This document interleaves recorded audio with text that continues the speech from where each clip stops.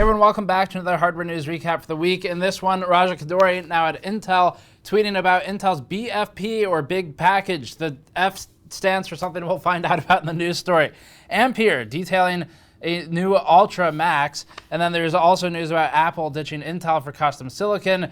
The internet service provider Cox continuing to screw over its customers, and then major supercomputer news alongside a couple of other stories in the enthusiast space. Before that, this video is brought to you by MSI and the Z490 Unify ITX motherboard for Intel 10 series CPUs.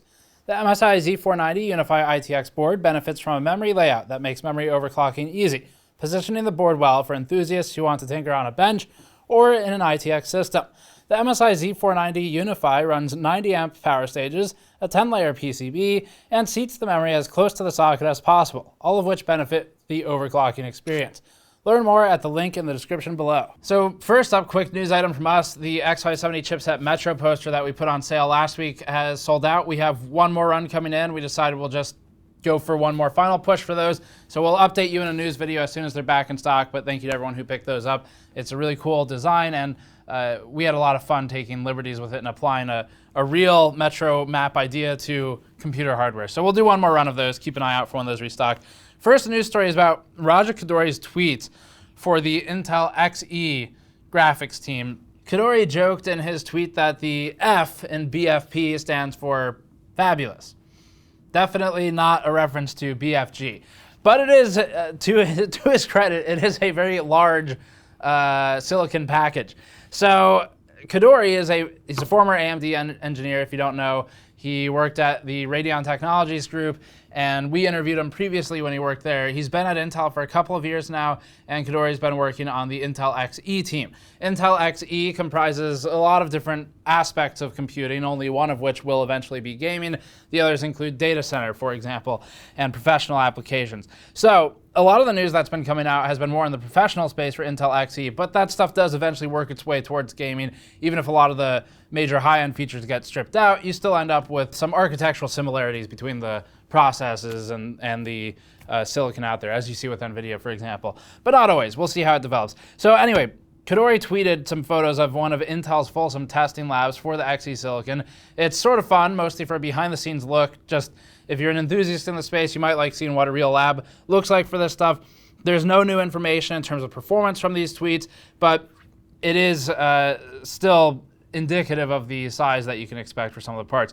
These are almost certainly for data center or professional deployment. These are not going to be gaming chips, most likely anyway, we'll see. And in the photos, we see a massive retention kit for what is likely a socketable test system. This is something we saw in our MSI factory tour as well for rapid GPU testing. We'll find some footage of that to put on the screen, but the way that worked is you'd take NVIDIA, for example, BGA silicon and packages, and then drop the package into a board and socket it, clamp it down really hard, and they would be able to bin the silicon that way. There was also a photo of a board containing the test silicon in Intel's lab that shows debug wires everywhere, including some labeled like PCIe and GT.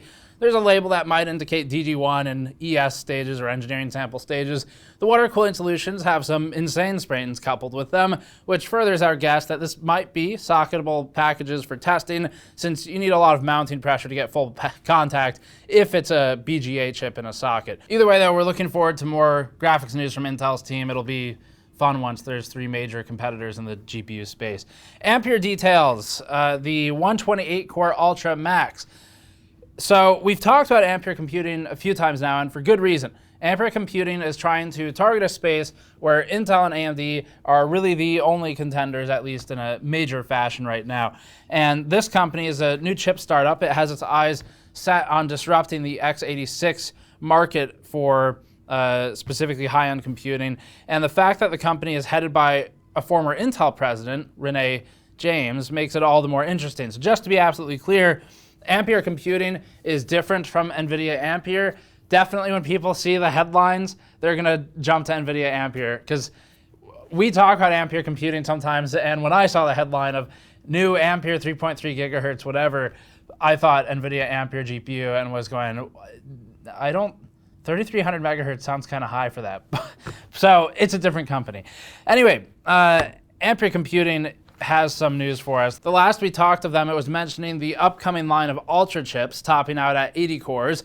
Now, the Ultra line will have a new flagship designated in the forthcoming Ultra Max brand. Ampere's extended roadmap now includes Ultra Max, which will feature 128 cores, will be socket compatible with Ultra, and should sample sometime towards the end of the year. As a reminder, Ampere's Ultra brand is based on the ARM N1 Neoverse architecture, using Ampere's Quicksilver cores, as they call them.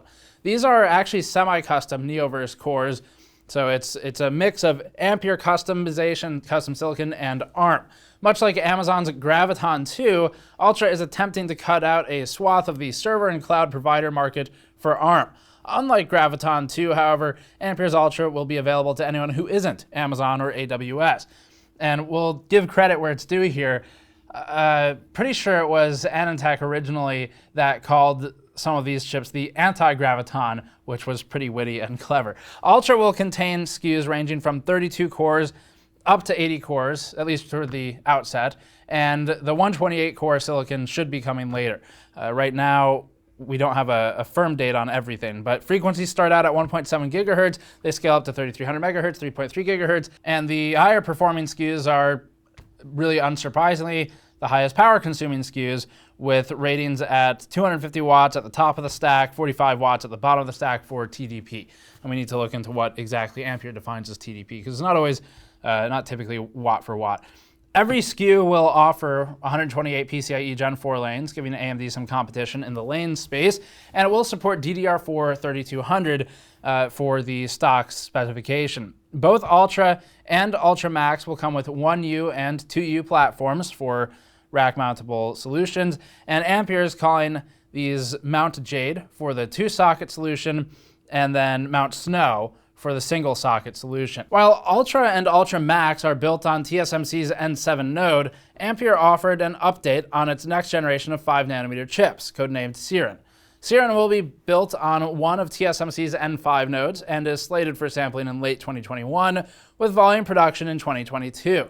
Ampere is already counting customers such as Cloudflare, Packet, and Geniemotion, and additionally, Ampere is working with NVIDIA to bring CUDA acceleration to ARM when paired with an NVIDIA GPU. At its WWDC 20 event, Apple confirmed the hushed whispers spoken in secret in every headline in the world for a while now, that it would be ditching Intel for its own Apple silicon.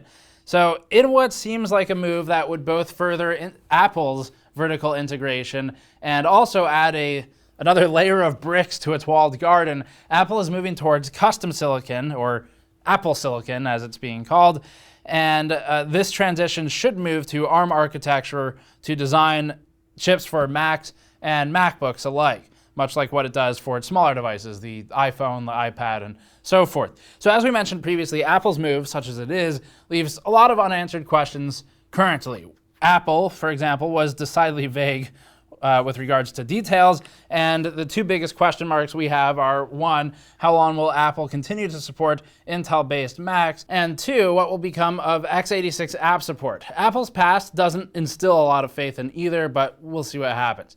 There will be a bit of an overlap period where both x86 Macs and ARM-based Macs will coexist, as Apple plans to bring its first ARM-based Mac to market by end of year. All in all, Apple notes that the transition away from Intel will take about 2 years in total. The move to ARM means abandoning the Intel x86 ISA and replacing it with custom ARM silicon, which means x86 code won't run natively. It'll need to be recompiled or emulated. Apple is overhauling its Xcode development environment for this cause, and it's resurrecting Rosetta in the form of Rosetta 2 as a compatibility layer to keep x86 apps working while Apple and its development partners move to ARM. Previously, Apple used Rosetta in the early 2000s when it transitioned from PowerPC to Intel. And there's an excellent recount of those days that we'll link in our show notes document in the description below if you want to learn more about it. Apple seems to think it can do for desktops and laptops what it did for mobile devices and transition into potentially market-leading silicon that's self-made, or at least largely self-made, or self-branded in the very least, as a lot of companies do.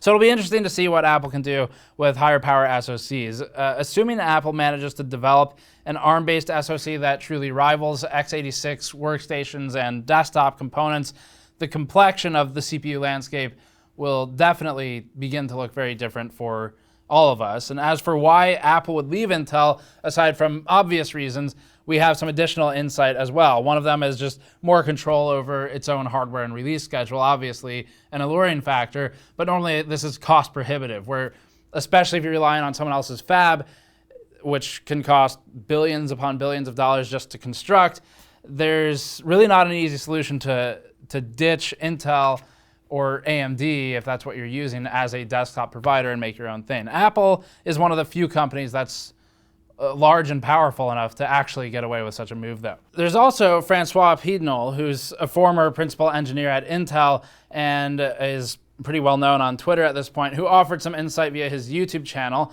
And according to Piednol, per Gizmodo, the turning point for Apple was Skylake and its quality assurance. Of Skylake's quality assurance, Piednol said that it was, quote, more than a problem, it was abnormally bad.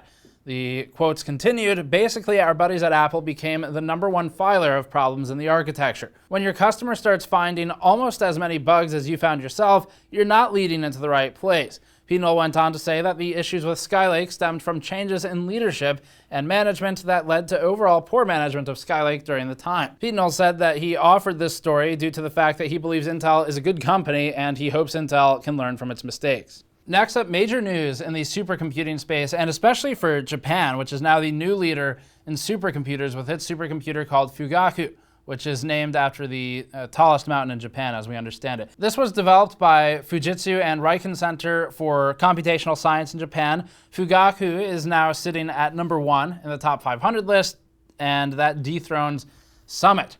So when compared to Summit, Fugaku's lead in the space in performance especially, and in core count is significant. The Fugaku supercomputer boasts 7.3 million CPU cores, an Rmax value of 415 petaflops, and an Rpeak of 513 petaflops. For comparison, Summit runs 2.4 million CPU cores with an Rmax of 148 petaflops and an Rpeak of 200 petaflops. The CPU of choice for Fugaku is the ARM v8-2A based A64FX.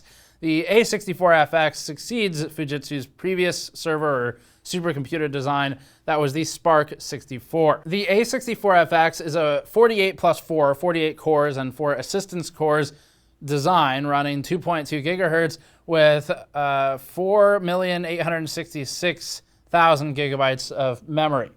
That's a weird number to read for RAM. The A64FX is manufactured on TSMC's N7 node with a reported transistor count of around 8.7 billion. Fugaku also entered the Green 500 list at #9, coming behind Summit. While Fugaku isn't scheduled to be completely operational until 2021, 400 of its racks have been deployed this month in response to the human malware issue. As AnandTech notes, as more racks and resources come online, Fugaku's performance lead will likely increase. In other supercomputer news, NVIDIA's new, we're going to go with Selene on the pronunciation here, supercomputer entered the top 500 list at #7, which places it behind Italy's HPC 5 and just ahead of Texas's Frontera. So the NVIDIA supercomputer is new. It got a blog post on NVIDIA's official blog. If you want to read more, we'll link that in the show notes document. But the announcement of the Selene supercomputer coincided with the release of a PCI-based version of the A100 accelerator, the new Ampere accelerator that was shown off recently. You've probably seen the images of it. It's a sort of champagne-colored shroud, and it's built for this type of deployment. Regarding Selene, the supercomputer is the latest to join NVIDIA's internal research cluster. Selene is centered around NVIDIA's DGX A100, which was shown off and which we discussed in our Ampere news coverage from a while ago. Selene uses 280 DGX A100 units for a total of 2,240 A100 GPUs. Selene also uses 494 NVIDIA Mellanox Quantum 200G InfiniBand switches and 7 petabytes of flash storage. Selene further makes use of AMD's EPYC Rome silicon. NVIDIA and AMD working together on this one, specifically the EPYC 7742 parts. It seems there's 2 EPYC 7742 CPUs and 8 A100 GPUs per DGX A100 node. For some quick numbers for you, Selene does have a public LINPACK score, and that one is 27.6 petaflops. It's got an Rpeak score, or an Rpeak rating that's been published as well, of 34.5 petaflops, and it consumes 1.3 megawatts of power. NVIDIA notes that Selene entered the Green 500 list at number 2 for this one, and NVIDIA uses Selene for chip modeling and development, alongside other things like robotics and self-driving or auto-driving and other research projects. And specifically, chip design is an interesting one because a lot of the circuit layout is done by automation, and then you'll typically have humans go in there and clean up more afterwards, but that's a subject for another time. Selene is NVIDIA's 4th entry in the top 500 and marks another win for AMD in the server space for its EPYC deployment in the DGX solutions. As a reminder, AMD's hardware will also appear in future supercomputers, including Frontier and El Capitan, which we've discussed in the past in news videos. And both of these are exascale machines set for deployment in 2021 and 2023, respectively. Next up, some enthusiast product launch news that might interest the wider section of our audience. This one's from Raijintek. It's for a new Morpheus GPU air cooler. Raijintek, like Arctic, both work on doing aftermarket solutions for GPU cooling.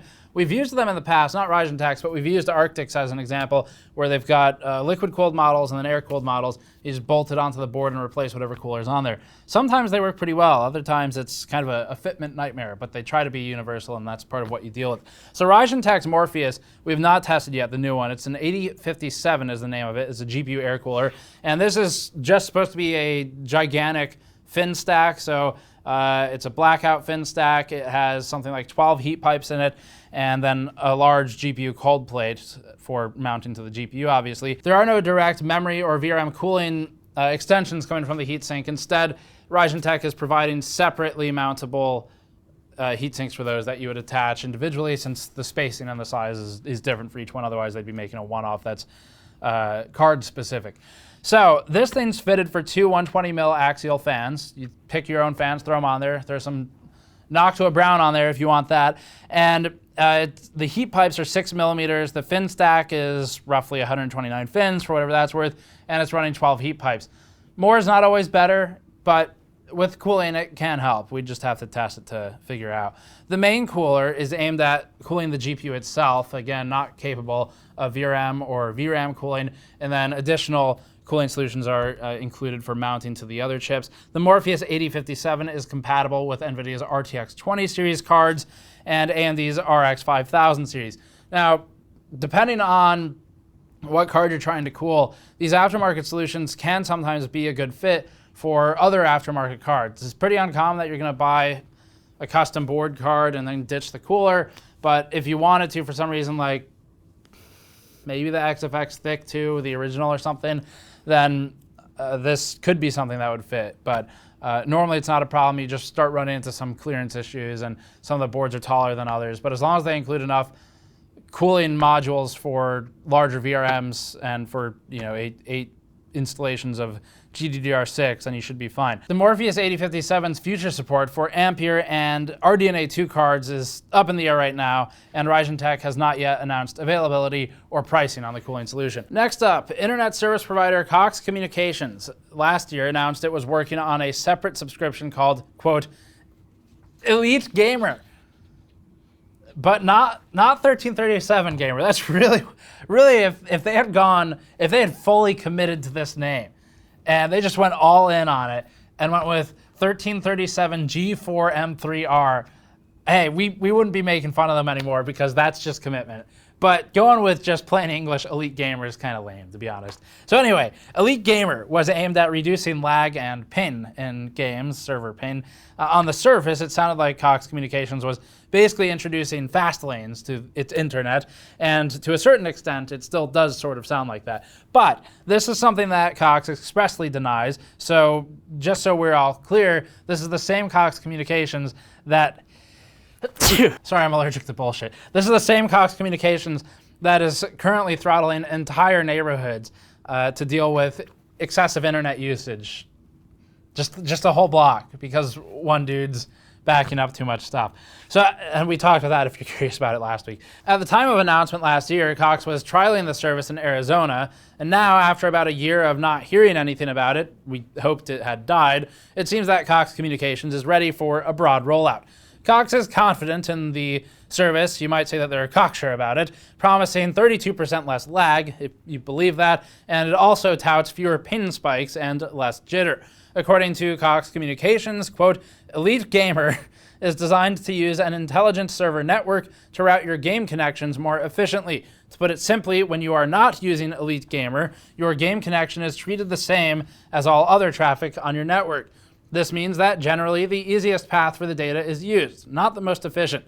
It would be like taking the highway during rush hour because it's easier to get to, rather than taking back roads when they would get you to where you are going faster. Now, if that analogy sounds at all to you like former Senator Ted Stevens' description of the internet, when he said that it's a series of tubes and that it's not just a giant dump truck that you can dump stuff on, and then made some further analogy about poker chips and clogging the internet tubes or something that it's been a while and it wasn't particularly easy to follow to begin with. If you think it sounds like that, then yes. But anyway, Cox's Elite Gamer will be included with certain plans for the first computer connections, with additional connections costing $5 per month. So we're back to the early DSL stages where when the dude setting up the internet comes in the house and asks how many computers are hooked up behind the router, you have to say, I don't know what that means, and then hope they don't look further because they start charging per system, as if that makes sense. Otherwise, though, Cox will charge $7 per month for the first connection, $5 again for additional, and as many have pointed out, what Cox is offering here looks like a rebranded version of WTF Ast. That might be WT Fast, but it's kind of hard to tell. Many users aren't sold on that service either, if you want to look up some reviews of that one. WD, introducing WD Red Plus in response to SMR criticisms for this next story. So the latest development is in the ongoing SMR saga, including all of the major hard drive manufacturers, but particularly WD has been at the center of a lot of the criticism and lawsuits lately. Western Digital is trotting out a new identifier within its WD Red line, which it is calling WD Red Plus. And that distinction means that the WD Red Plus line will exclusively use CMR, while SMR will be for the other stuff, hopefully anyway. So this all comes weeks after unflinching criticism, not only again against WD, but also against its competitors like Seagate and Toshiba. WD is currently embattled in at least 2 class action lawsuits that we're aware of. One of them is in the US, another one in Canada, and by introducing the WD Red Plus line, WD is attempting to make good on its promise to be more transparent about the use of SMR in NAS-oriented hard drives.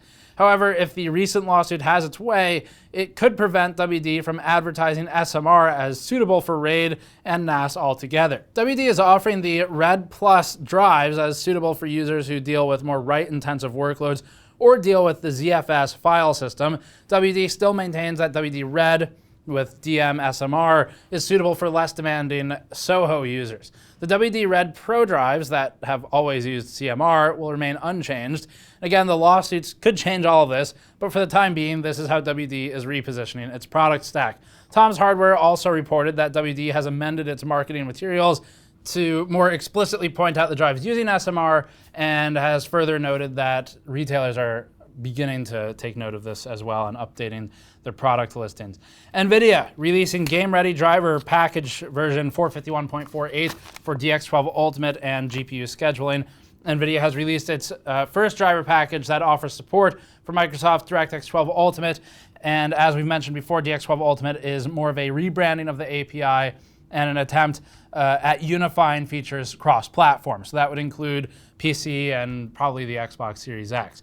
DX12 Ultimate, the API, is also attempting to streamline certain features. For example, DX ray tracing, DirectX ray tracing or DXR, variable rate shading as another major one, mesh shaders, and then sampler feedback as well. One of the more interesting features that came alongside the Windows 10 version 2004 update via WDDM 2.7 is hardware-accelerated GPU scheduling. We mentioned this briefly a few weeks ago, citing that Windows was greenlighting the feature. It lacked driver support, though, from all the GPU providers. With NVIDIA's latest drivers, NVIDIA is officially adding support for that feature. We're still not clear on how the feature exactly works or how well it works for that matter. However, the idea is that the GPU will be able to independently manage its own memory, or VRAM, independent of the OS, which theoretically removes at least one abstraction layer and maybe some latency from the pipeline. reducing overhead overall. So in turn, this could improve latency and performance, potentially minor, but we'll see how it works out. So that's it for this one. Thanks for watching. As always, you can subscribe for more if you'd like to support us directly or just get something that's genuinely useful for your PC building endeavors. Grab a mod mat at store.gamersnexus.net in large or medium, or you can grab a mouse mat. And then we've got those X570 chipset Metro posters coming back in. Thanks for watching, supporting us. We'll see you all next time.